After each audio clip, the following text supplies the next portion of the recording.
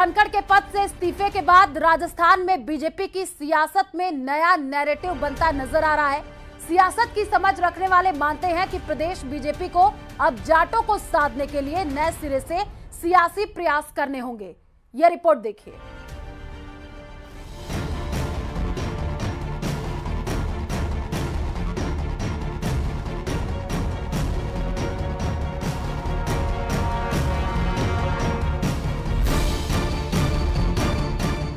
इस्तीफे के बाद बदला बीजेपी का सियासी नैरेटिव। जाटों को साधने की कोशिश हुई एक्टिव। जिस सियासत में हर घटना एक मौका और एक अवसर मानी जाती है, उसमें देश के दूसरे सबसे बड़े पद से इस्तीफे पर कैसे न बवाल मचता।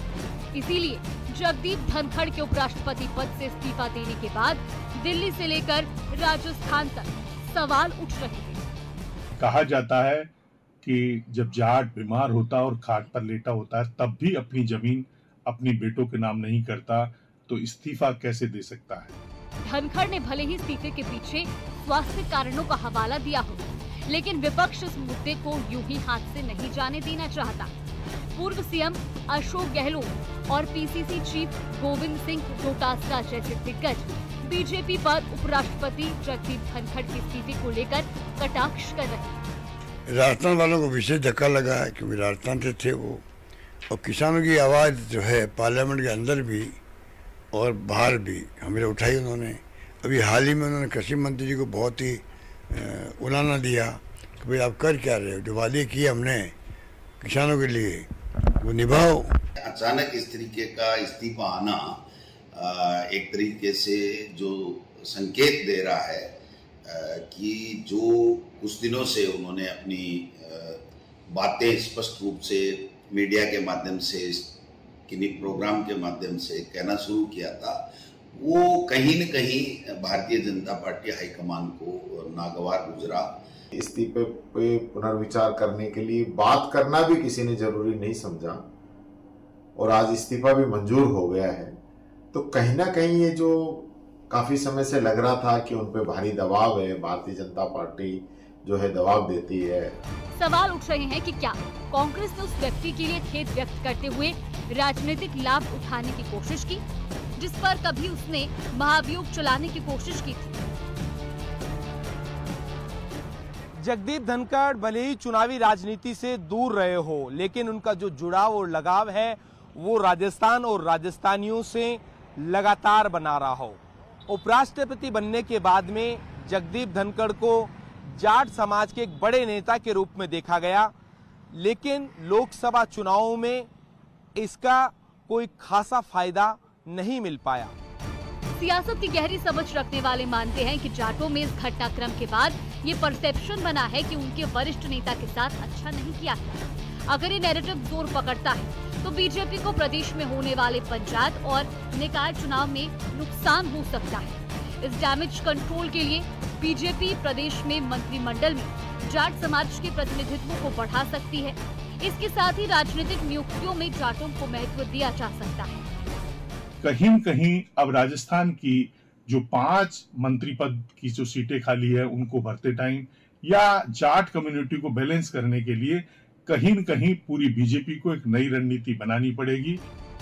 बीजेपी को अब जाटों को साधने के लिए नए सिरे से सियासी प्रयास करने की कोशिश होगी। आने वाले समय में प्रदेश बीजेपी से किसी जाट नेता को बड़े ओहदे पर नियुक्त करके डैमेज कंट्रोल करने की प्लानिंग हो सकती है। पूर्व प्रदेश अध्यक्ष और हरियाणा प्रदेश प्रभारी डॉक्टर सतीश पूनिया का कद बढ़ाया जा सकता है। पश्चिमी राजस्थान से पूर्व केंद्रीय मंत्री कैलाश चौधरी को मौका मिल सकता है।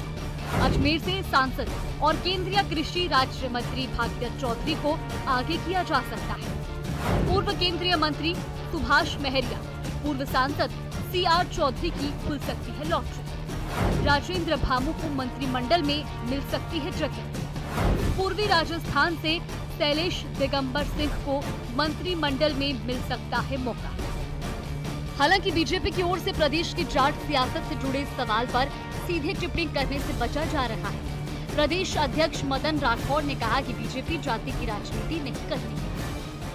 देखिए, पहली बात तो मैं ये स्पष्ट करना चाहता हूँ कि हमारी जातिवादी राजनीति नहीं है। हम सर्व समाज का विकास करना चाहते हैं, सर्व समाज को साथ लेके चलना चाहते हैं। सभी जो मेहनत करता है, जो अच्छा सेवक है, उसको सेवा करने का अवसर जरूर मिलना चाहिए। इसमें कहीं कोई जाति के हिसाब से नहीं चयन होता है कि इस जाति का व्यक्ति सेवा नहीं भी करता है, फिर भी क्योंकि जाति का है इसलिए लेना है, ऐसा कुछ भी नहीं होता। जो सेवक है, जो जनता की सेवा करना चाहता है, उसको महत्व मिलेगा।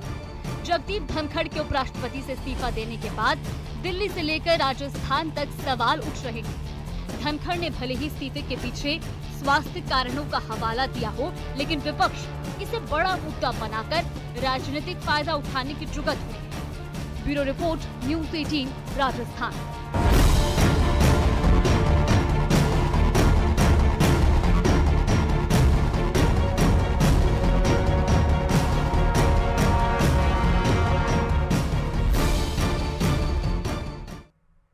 और चलिए फिलहाल इस बुलेटिन में इतना ही।